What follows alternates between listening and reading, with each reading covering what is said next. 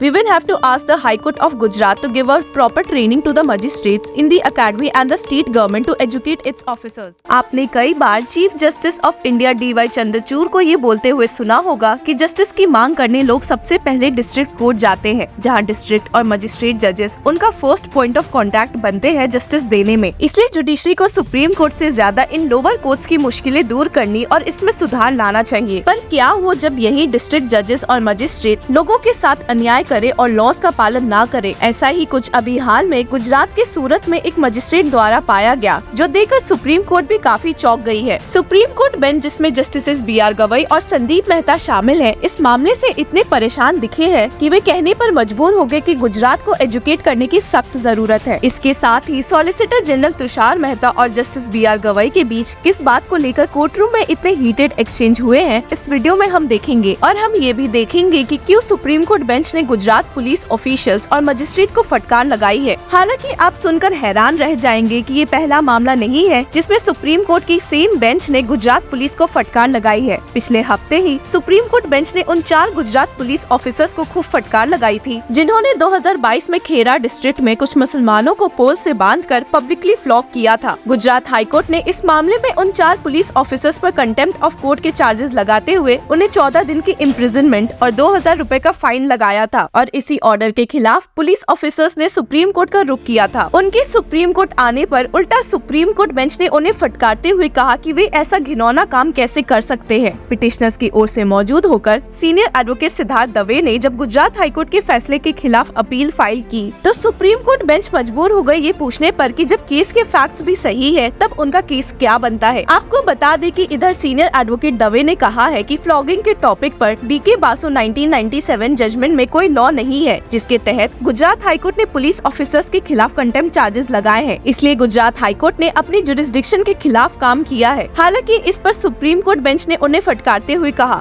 So is ignorance of law a valid defence and you think you have an authority under law to tie people to poles and beat them in public view. और इसी तरह जिस case की बात इस video में हम करने वाले हैं, उसमें भी सुप्रीम कोर्ट बेंच ने रूल ऑफ लॉ को ज्यादा इम्पोर्टेंस दिया है और पाया है कि पुलिस ऑफिसर्स के साथ साथ मजिस्ट्रेट इसका पालन नहीं कर रहे हैं। मामले की शुरुआत होती है सूरत बेस्ड बिजनेसमैन तुषार भाई रजनीकांत भाई शाह से, जिसपे चीटिंग का इल्जाम लगा था, पर जिसे सुप्रीम कोर्ट ने दिसंबर में एंटीसिपेटरी बेल दे दी थी। हालांकि इस बेल के बावजूद भी सूरत पुलिस ऑफिसर्स ने उसे कस्टडी में ले लिया था और ये कस्टडी रिमांड के ऑर्डर्स सूरत के मजिस्ट्रेट ने दिए थे। आपको बता दें कि पिछले मौके पर सुप्रीम कोर्ट बेंच ने मजिस्ट्रेट और पुलिस ऑफिसर्स सबको खूब फटकार लगाई थी और उनके खिलाफ कंटेम्प्ट नोटिस इशू भी कर दिए थे। सोमवार की हियरिंग के शुरुआत में ही सॉलिसिटर जनरल तुषार मेहता ने गुजरात सरकार की ओर से मौजूद होकर कहा कि ये रिमांड का ऑर्डर एक मिस्टेक था। हालांकि इधर से ही सॉलिसिटर जनरल तुषार मेहता और जस्टिस BR गवई के जो आर्गुमेंट शुरू हुए बहुत ही हीटेड रहे। SG मेहता ने कहा, this is not something which can be defended और should be defended, this is clearly the case of a mistake. इस पर पलटवार करते हुए जस्टिस BR गवई ने कहा, no what is this, order of the Supreme Court is there, learned magistrate notices the order of the Supreme Court and still passes the order and this is a mistake. इधर solicitor general Tushar Mehta ने bench को समझाने की कोशिश की कि वे police officers की ओर से मौजूद है और न कि मजिस्ट्रेट की ओर से। हालांकि जस्टिस BR गवई ने उन्हें बीच में टोकते हुए कहा कि इस मामले में पुलिस ऑफिसर्स का भी कंडक्ट सही नहीं था। Police officer has also filed an application for remand knowing very well that an order has been passed by the Supreme Court. Solicitor general Mehta ने इधर पुलिस ऑफिसर्स को डिफेंड करते हुए कहा, the commissioner was not served, he didn't know about the order because he is not dealing with each individual case, the person who misread the order has been placed under suspension and he is being proceeded against departmentally. हालांकि इस point पर solicitor general Tushar Mehta ने जो खुलासा किया वो सुनकर supreme court bench काफी चौंक गई। उन्होंने बताया कि गुजरात कोर्ट में प्रैक्टिसेस ये है कि बेल ऑर्डर के साथ साथ जजेस ये लाइन भी ऐड कर देते हैं कि इन्वेस्टिगेटिंग ऑफिसर जब चाहे रिमांड के लिए अप्लाई कर सकता है। SG stated, when anticipatory bail is granted by the high court और by the sessions court, the order usually includes a condition that the right of the prosecution to apply for remand is left open. ये सुनकर तो supreme court bench काफी चौंक गई और कहा कि गुजरात में अगर ऐसा ही रहेगा तो गुजरात को एजुकेट करने की सख्त जरूरत है। Justice BR Gavai stated,